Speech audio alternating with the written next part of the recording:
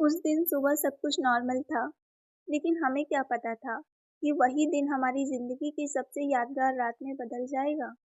मम्मी-पापा सुबह-सुबह गाँव जाने की तैयारी कर रहे थे। घर में हलचल थी, मम्मी रसोई में रखे सामान को टोकरी में रख रही थीं और बार-बार हमें समझा रही थीं, देखो बेटा, 2 दिन के लिए जा रहे हैं, घर अच्छे से संभालना, गैस बंद रखना, लाइट फालतू मत जलाना, अगर रात में डर लगे तो दोनों साथ में सो जाना। पापा ने मुस्कुराकर कहा, तुम दोनों अब बच्चे नहीं रहे, समझदार हो गए हो। लेकिन मम्मी की आंखों में वो माँ वाला डर था, जो हमेशा बच्चों के लिए होता है। मैंने कहा, मम्मी, आप चिंता मत करो, हम सब संभाल लेंगे।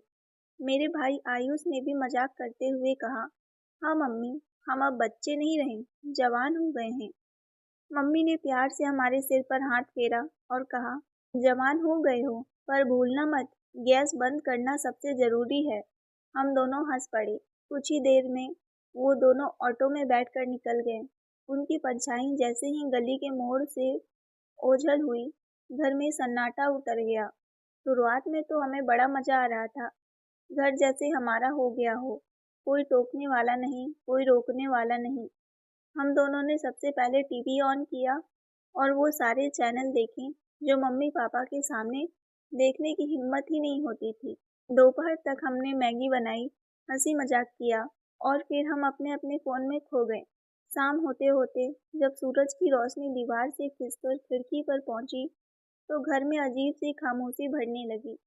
बाहर सड़क पर कभी-कभी किसी की बाइक के गुजरने की आवाज़ आती, लेकिन घर के अंदर जैसे थम गया था। मैं खिड़की के पास बैठी आसमान देख रही थी। बादल गिर आए थे और हल्की हवा चल रही थी। अचानक बिजली थोड़ी झोंपड़ी सी मारकर बुझी, फिर आई। दिल धक से रह गया। मैंने धीरे से कहा, भाई, अगर लाइट चली गई तो? उसने कहा, तो मोमबत्ती जलाएंगे। डरने की कोई ज़रूरत नहीं। रात के करीब 8:30 बजे। मैंने कहा, चलो कुछ खाने का बना लेते हैं। भाई बोला, चलो, आज मैं भी मदद करूँगा। मैं मुस्कुराई। मम्मी देखती तो हैरान हो जाती। हम दोनों किचन में गए। मैंने आलू की सब्जी और रोटी बनाने का सोचा। गैस ऑन की, तेल डाला और फिर बातों में लग गए।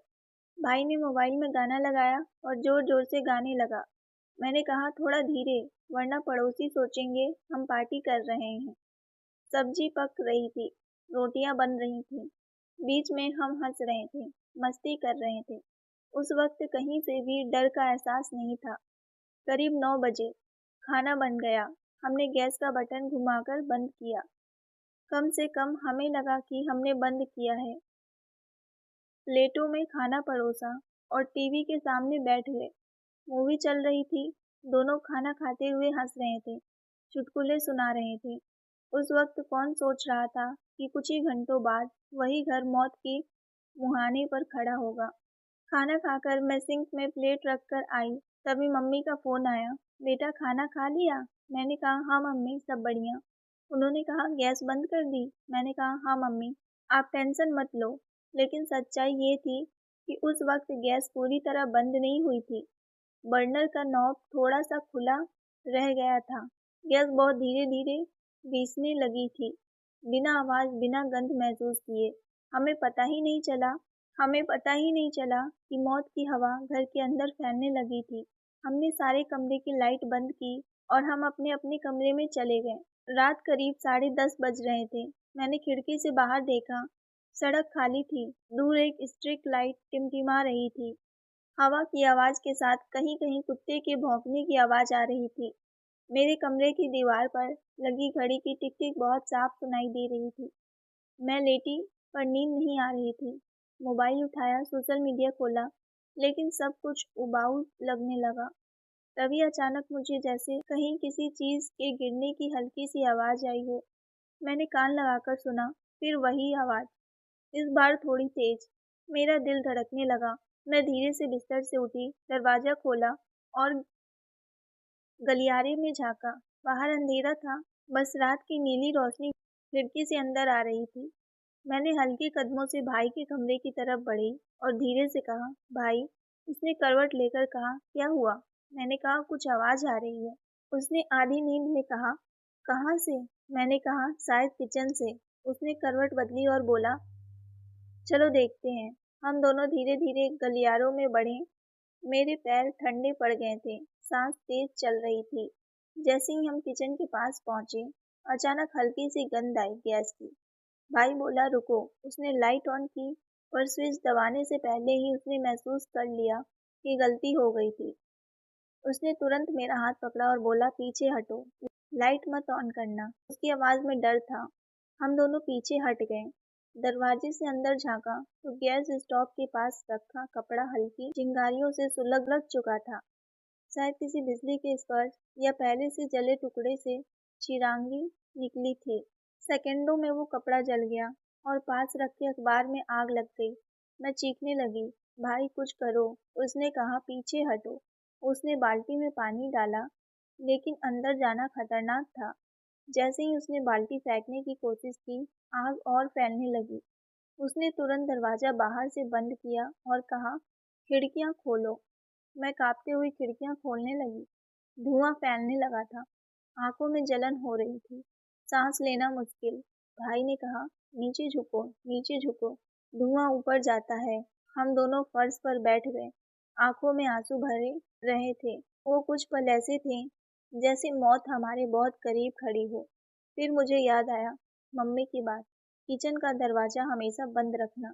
और वही बात उस रात हमारी सबसे बड़ी सुरक्षा बन गई।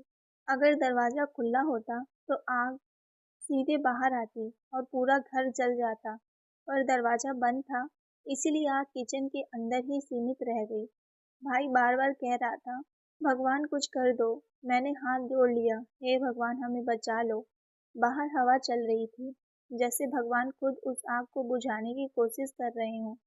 कुछ मिनटों बाद अंदर से आवाज़ धीमी होने लगी। शायद ऑक्सीजन खत्म होने से आग खुद ही शांत हो रही थी।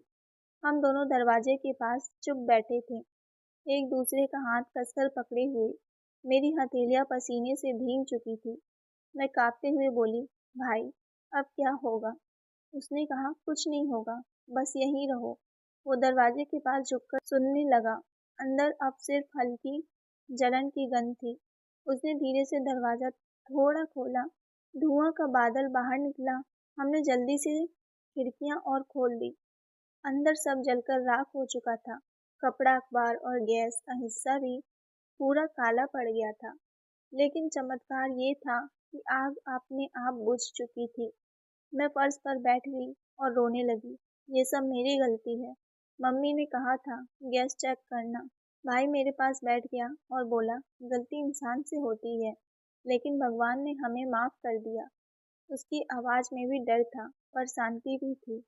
हम दोनों वहीं बैठे रहे, जैसे जिंदगी और मौत के बीच का फासला देख रहे हों। घड़ी में रात के 2 बज चुके थे। बाहर सन्नाटा था, अंदर राख की गंध। हमने फिर सारे दरवाजे खिड़कियां बंद की, पंखा चालू किया ताकि धुआं निकल जाए। उस रात को जिसने हमें जलाया नहीं, बल्कि रोशनी दिखाई दी। और शायद यही जिंदगी की असली मतलब है, डर में भी उम्मीद देखना, गलती में भी सबक ढूंढना, और हर लापरवाही के बाद जिम्मेदारी से जीना। उस रात को याद करते हुए आज भी मेरी आंखें भर आती हैं, लेकिन अब वो डर के नहीं, शुक्रिया के आंसू होते हैं, क्योंकि मैं जानती हूँ अगर वो रात ना आती तो हम कभी इतने मजबूत नहीं बनते। उस रात ने हमें बदल दिया हमेशा के लिए। दोस्तों, कहानी पसंद आई हो तो वीडियो को लाइक शेयर करें। साथ ही अगर आप हमारे चैनल पर नए हैं तो चैनल को सब्सक्राइब ज़रूर करें। मिलते हैं एक नई